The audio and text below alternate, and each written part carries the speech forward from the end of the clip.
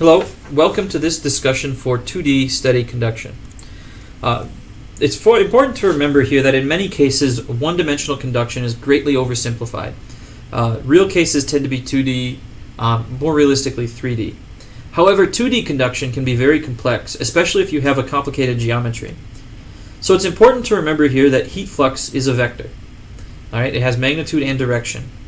So it's always going to be normal to what we call isotherms. Isotherms are lines of constant temperature. So a heat flux is always at right angles to a line of constant temperature. And this is somewhat like a potential line in fluid mechanics. If you look at potential flow, when you're talking about streamlines and so on. Now the vectors for the heat flux follow heat flow lines, or adiabats. Adiabats are lines where no heat flow crosses the line. So it's called an adiabat because there's zero heat transfer across the line.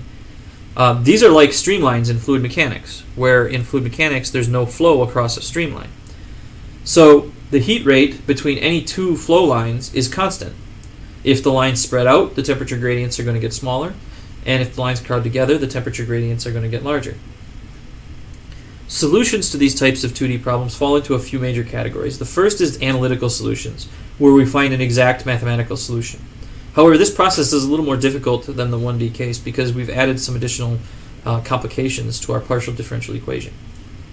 We also can use graphical methods where we use existing solutions to obtain approximations. Numerical methods allow us to approximate the heat equation at certain points and solve for the temperature values at all of the different points. And the benefit here is these can be used for very complex problems, and they're very easy to implement. However, they're approximations, so the results aren't guaranteed to be accurate. We can also use empirical methods where we take advantage of numerical solutions or experimental data to evaluate shape factors or other empirical corrections to our heat transfer calculation. Now our focus here is going to be on analytical and numerical methods. So this can help us take advantage of existing solutions for certain cases. We start by looking at this idea of separation of variables. Now, separation of variables is a very powerful technique for some types of problems. However, it's relatively limited because we can only use it for simple geometries and simple boundary conditions. We're going to demonstrate by looking at this thin plate. We can say it has a thickness of almost 0 in the z direction, and it's insulated on the top and bottom, so there's no heat transfer in the z direction. So we introduce this idea of the dimensionless temperature, which also provides us with simplified boundary conditions. You look, all these boundary conditions are either 0 or 1, and those zeros and ones are easier to handle mathematically than the original T1 and T2. So we start with the 2D heat equation, where we've already put the definition for theta into that. And we're going to make some simplifications. We're going to assume steady state, so we eliminate the time derivative. We're also going to neglect any heat generation, and we're going to assume that the thermal conductivity is a constant, so we can take it out from the derivative. And when we simplify this equation, we end up with this version of Laplace's equation. The sum of the second order derivatives is 0. So recall from reactor physics, we assume that theta is separable. So it's made up of two functions that are multiplied together. One function is only dependent on x, and one is only dependent on y.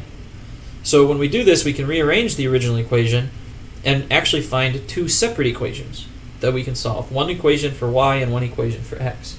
However, at this point, we need boundary conditions in order to solve.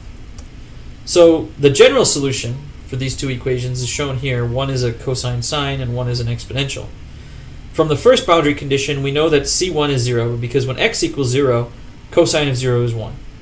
So the only way for uppercase x to be 0 is if c1 is 0. We can also look at when y equals 0. When y equals 0, you have c3 plus c4 is equal to 0. So we know that c3 and c4 have to be equal and opposite. And then from our third boundary condition, when x equals L, uppercase x equals 0. So the only way for that to be true is if sine of lambda L is equal to 0.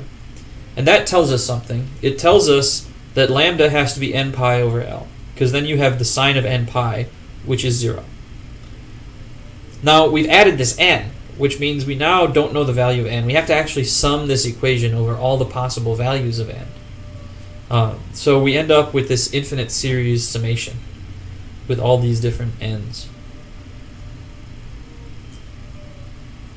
So at this point, we need to apply our last boundary condition. Our last boundary condition is theta equals 1 when y equals w, the width of the plate. So this is how we find the values of Cn. The trick here is that we have a mathematical transformation which we can use to find these values. And when we do that, we end up with an equation that looks like this. And you can see here's our values for C sub n. Now, we're going to note that as n increases, the value of this is going to decrease because we have this 1 over n term in this equation. However, there's a problem here that it's an infinite series. So we all know that we can't sum an infinite number of terms. We'd be working on this forever and ever and ever. So what we have to do is look at when the value of this equation becomes close enough to 0 that we can neglect any additional terms. Typically, we have to truncate these solutions within 3 to 5 terms. So we only use 3 to 5 elements of the infinite sum to get the solution. What this basically means is the exact solution sometimes ends up as an approximation rather than an exact solution. Now you can see from the picture that we have basically a sine wave in the x direction. It's hard to see from here, but we also have the exponential behavior in the y direction. Now there are similar solutions for other types of simple geometries, infinite cylinders, spheres, and so on. However, they're all infinite series in form, and so they can be cumbersome, they can be a little difficult to use, and ultimately, if there's some truncation error, they're an approximation. So for this reason, we often use numerical solutions rather than these analytical solutions.